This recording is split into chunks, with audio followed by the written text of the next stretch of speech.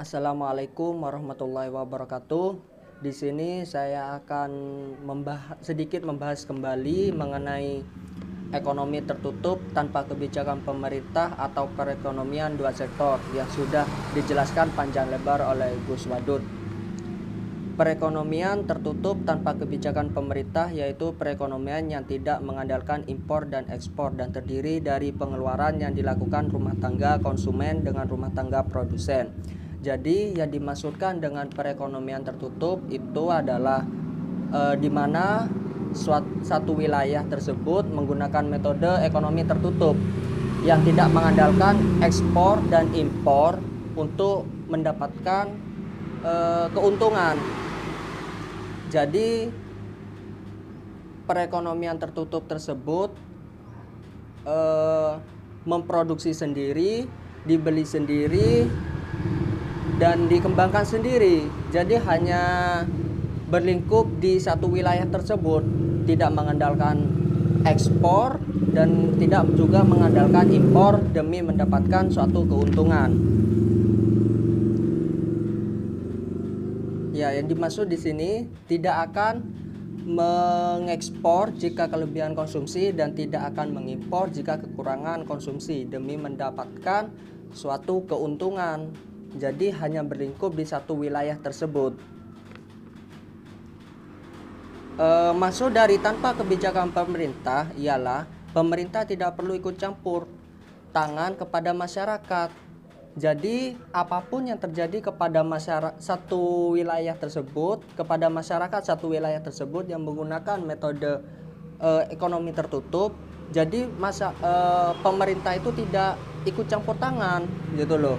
Karena pemerintah tidak mengambil pajak dari masyarakat yang menggunakan metode ekonomi tertutup tersebut, dan masyarakat yang menggunakan metode ekonomi tertutup tersebut juga tidak akan mendapatkan subsidi dari pemerintah atau bantuan.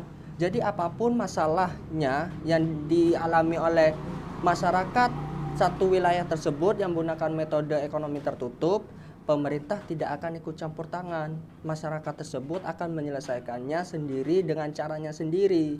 Jadi seperti itu, tanpa kebijakan pemerintah. Pemerintah tidak ikut campur untuk menyelesaikan masalahnya gitu, karena pemerintah tidak mengambil pajak dari masyarakat satu wilayah tersebut yang menggunakan metode ekonomi tertutup, dan juga masyarakat dalam satu wilayah tersebut yang menggunakan metode ekonomi tertutup juga tidak akan mendapatkan subsidi dari pemerintah atau bantuan.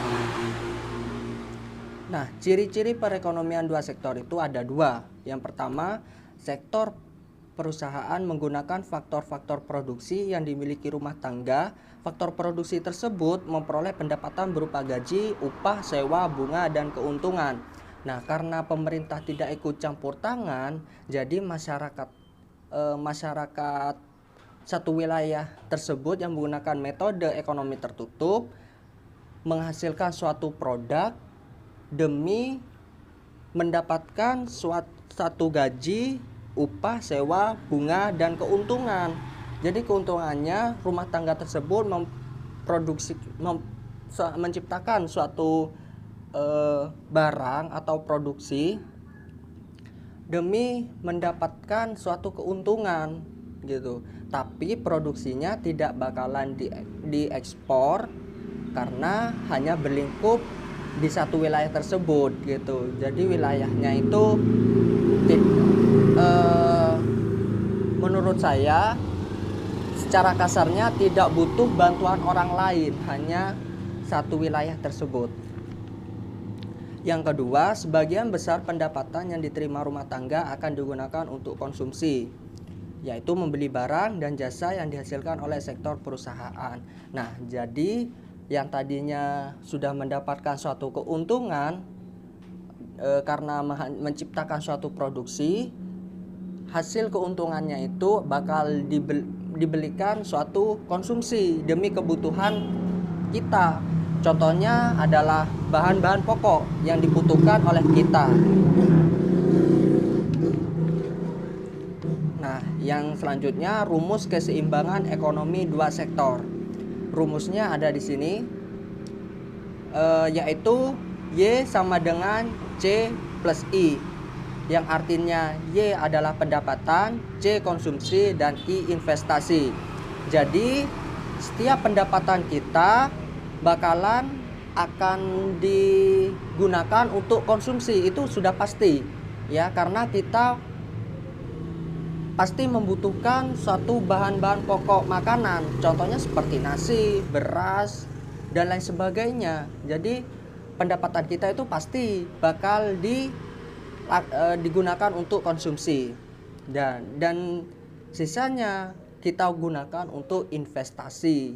Jadi pendapatan kita itu dibagi menjadi dua, yaitu konsumsi dan investasi. Yang mana konsumsi itu untuk kita gunakan keperluan kita, dan yang investasi itu untuk kita kembangkan lagi agar pendapatan kita menjadi lebih banyak.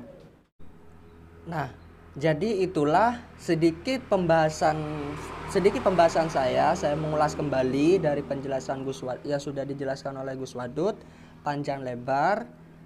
Nah, jadi tanggapan saya, apakah Indonesia atau negara kita ini bisa menggunakan metode ekonomi tertutup? Bisa nggak ya? Nah, itu menurut saya tergantung dari masing-masing masyarakatnya sih gitu. Jadi kita juga masih membutuhkan orang lain, termasuk pemerintah tentunya ya. Kesimpulannya adalah ekonomi tertutup ini ekonomi yang tidak mengandalkan impor dan ekspor demi mendapatkan keuntungan, dan juga tanpa kebijakan pemerintah itu adalah pemerintah tidak ikut campur tangan dalam permasalahan masyarakat yang menggunakan metode ekonomi tertutup, karena pemerintah tidak mengambil pajak dari masyarakat tersebut, dan juga masyarakat tersebut tidak bakalan mendapatkan subsidi dari pemerintah.